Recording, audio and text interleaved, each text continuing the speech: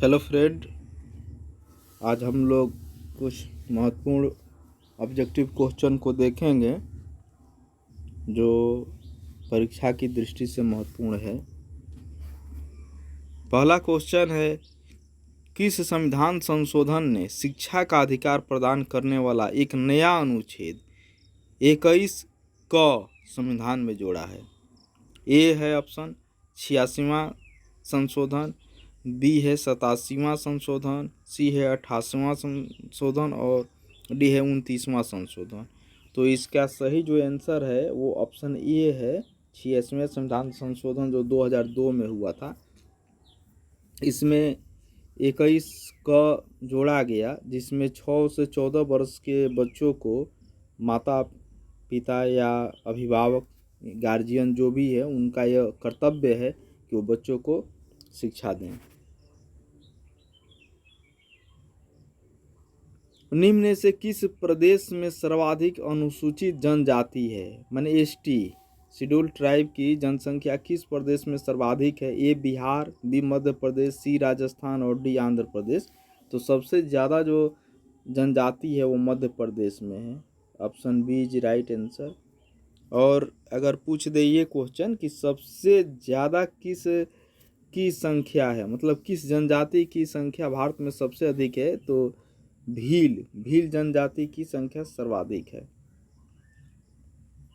Next है, निम्न में से कौन सा अनुच्छेद अंतर्राष्ट्रीय शांति और सुरक्षा के संवर्धन से संबंधित है? ए अनुच्छेद 51, बी अनुच्छेद 48 क, सी अनुच्छेद 43 का क और डी 41।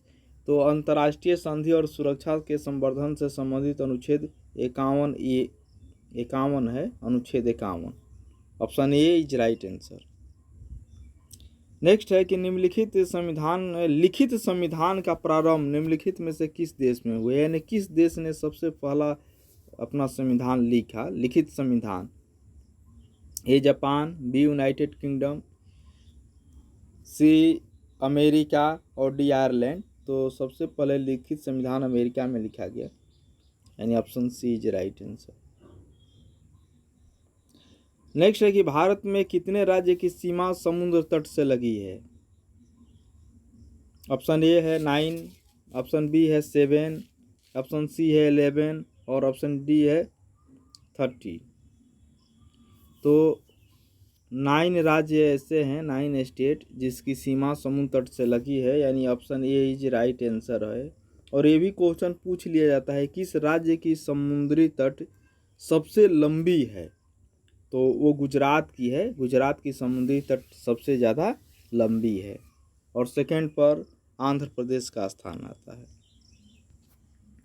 नेक्स्ट है, चूलिया जलप्रपात किस नदी पर स्थित है? ए ब्रह्मपुत्र, बी यमुना, सी चंबल और डी लूनी। तो चूलिया जलप्रपात ये चंबल नदी पर है, ऑप्शन सी है ये राइट आंसर है।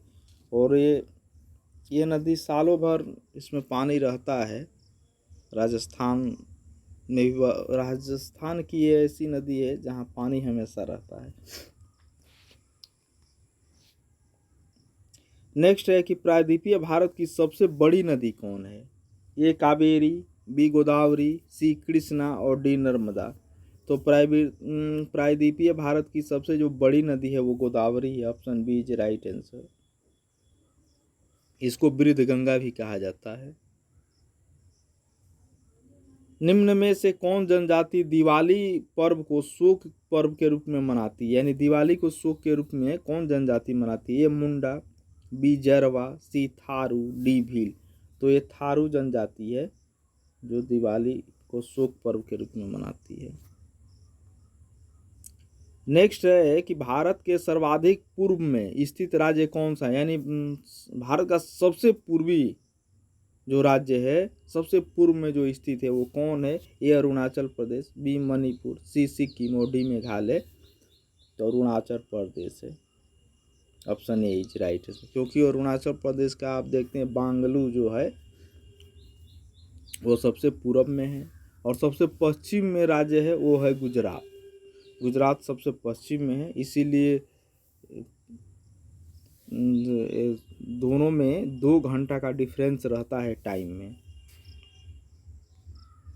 नेक्स्ट है कंदरिया महादेव मंदिर का निर्माण किस वंश के शासकों ने किया था। ये कंदरिया महादेव मंदिर का निर्माण किस वंश के शासकों ने किया। ये राष्ट्रकूट, बी मुगल, सी चंदेल और डी चौहान। तो ये चंदेल शासकों ने किया था, option C is right answer. और ये खजुराहो में है, खजुराहो मध्य प्रदेश में है, वहीं पर ये मंदिर है।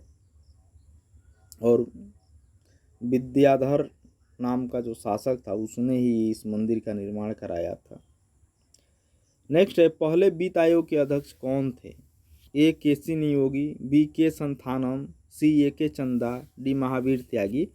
तो पहले वित्त आयोग के अध्यक्ष के सी नियोगी थे, option A is right answer. Next है कि विश्व की 5वीं बड़ी अर्थव्यवस्था कौन है। वर्तमान में करंट अफेयर्स का क्वेश्चन है। विश्व की 5वीं बड़ी अर्थव्यवस्था कौन है। A United Kingdom, B Bharat, C Japan, D France. तो इसका जो सही आंसर है वो ऑप्शन बी है, भारत है। इसने यूनाइटेड किंगडम को पीछे करके 5वीं अर्थव्यवस्था बना है। नेक्स्ट है कि भारत में प्रति व्यक्ति आय किस राज्य की सर्वाधिक है, अधिक है। किस राज्य की प्रति व्यक्ति आय। ए केरल है, बी महाराष्ट्र है, सी गोवा है, डी गुजरात है। तो प्रति व्यक्ति आय गोवा की सर्वाधिक है, option C is right answer.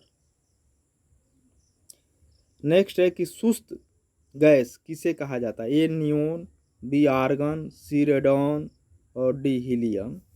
तो आर्गन को सुस्त गैस कहते हैं, option B is right. Neon को नूतन गैस कहते हैं।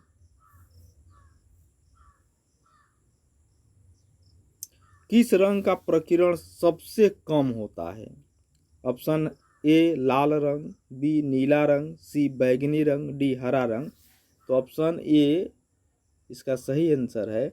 लाल रंग का प्रकीर्ण सबसे कम होता है और सबसे अधिक होता है वो बैंगनी रंग का होता है।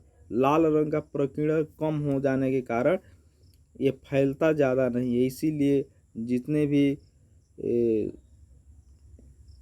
सूचक के रूप में या खतरनाक जो भी रहे वहाँ लाल रंग का प्रयोग किया जाता है कि इसका जब फैलेगा नहीं तो बहुत दूर से दिखेगा। निम्न में से कौन सी खरीफ फसल है। ए अरहर, बी चना, सी सरसों और डी गेहूँ। तो इसमें जो खरीफ फसल है वो ऑप्शन ए है, अरहर है। अरहर खरीफ फसल है, बाकी ये तीनों रबी की फसल है। नेक्स्ट है कि भारत में सबसे कम वर्षा कहाँ होती है। ए जैसलमेर, बी लेह, सी मासीराम, डी बाड़मेर। तो भारत में जो सबसे कम वर्षा होती है वो लेह में होती है और सबसे ज़्यादा वर्षा होती है वो मासीराम में होती है। मासीराम मेघालय में है। नेक्स्ट है किसे सुभाष चंद्र बोस ने आधुनिक राष्ट्रीय आंदोलन का पिता कहा। ए स्वामी दयानंद सरस्वती को, बी स्वामी विवेकानंद को, सी राजा राम मोहन राय को और डी हेनरी विवियन डेरेजियो को। तो सुभाष चंद्र बोस ने आधुनिक राष्ट्रीय आंदोलन का पिता स्वामी विवेकानंद को कहा था, यानी ऑप्शन बी है वो राइट आंसर है। नेक्स्ट है कि रणजीत सिंह, राजा रणजीत सिंह किस मिसल से संबंधित थे। ए भंगी मिसल, बी अहलुवालिया मिसल, सी सुकर चाकिया मिसल और डी फुलकिया मिशन।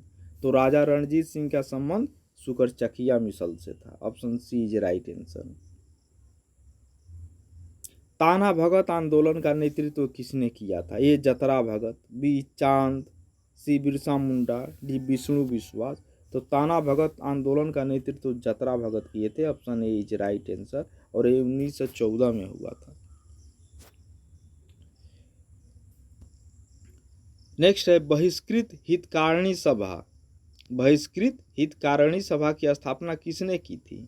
ए ज्योतिबा फुले, बी डॉक्टर भीमराव अंबेडकर, सी महात्मा गांधी और डी ई रामास्वामी पेरियार यानी पेरियार स्वामी। तो इसका जो सही आंसर होगा ऑप्शन बी होगा, डॉक्टर बी आर अम्बेडकर ने किया था। नेक्स्ट है मुगल काल में मीर बख्शी क्या था। ए वित्त विभाग का प्रधान, बी सैन्य विभाग का प्रधान, सी न्याय विभाग का प्रधान और डी इनमें से कोई नहीं। तो मीर बख्शी होता था ये सैन्य विभाग का प्रधान होता था, option B is right answer. Next है, किसके काल में सर्वाधिक हिंदू मनसबदार थे? A Akbar, B Jahangir, C Aurangzeb और डी शाहजहां। तो औरंगजेब के काल में सबसे अधिक हिंदू मनसबदार थे। Option C is right answer.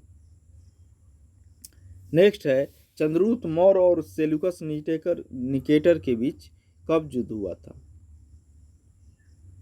ए 322 ईसा पूर्व में, बी 305 ईसा पूर्व में, सी 330 ईसा पूर्व में और डी 307 ईसा पूर्व में।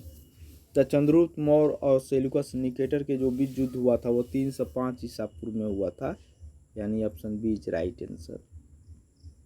और दोनों के बीच 303 ईस्वी में एक संधि होती है और उस संधि के तहत चंद्रगुप्त मौर्य को 4 प्रांत मिलते हैं, जिससे इसकी सीमा उत्तर में हिंदू कुश पर्वतमाला तक हो जाती है। और सेल्यूकस निकेटर की बेटी हेलेना का शादी भी चंद्रगुप्त मौर्य से होता है।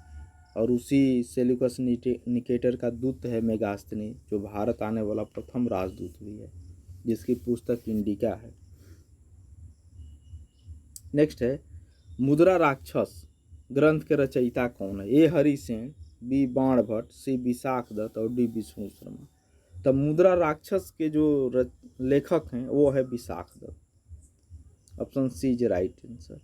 और मुद्रा राक्षस पर टीका लिखा है ढूंढीराज ने। टीका यानी भाष्य लिखा है ढूंढीराज ने, ये भी इंपॉर्टेंट है। नेक्स्ट है, ऋग्वेदिक काल का प्रमुख देवता कौन है? ए वरुण, बी इंद्र, सी प्रजापति और डी शिव। तो ऋग्वेदिक काल का जो प्रमुख देवता है वो इंद्र है। Option B is right answer. और उत्तर वैदिक काल में इंद्र का महत्व कम हो जाएगा और उसका स्थान प्रजापति ले लेगा। और ऋग्वेदिक काल में ऋग्वेद में इंद्र के लिए 250 सूक्त है। दूसरा महत्वपूर्ण देवता ऋग्वेद काल में अग्नि है, जिसको देवताओं और मनुष्य के बीच मध्यस्थता का देवता माना गया है। नेक्स्ट है, किस अनुच्छेद के तहत कार्यपालिका को न्यायपालिका से पृथक्करण का प्रावधान है? ए अनुच्छेद 50, बी अनुच्छेद 48, सी अनुच्छेद 51 और डी अनुच्छेद 40। तो कार्यपालिका से न्यायपालिका अलग हुई है अनुच्छेद 50, यानी option A is right answer.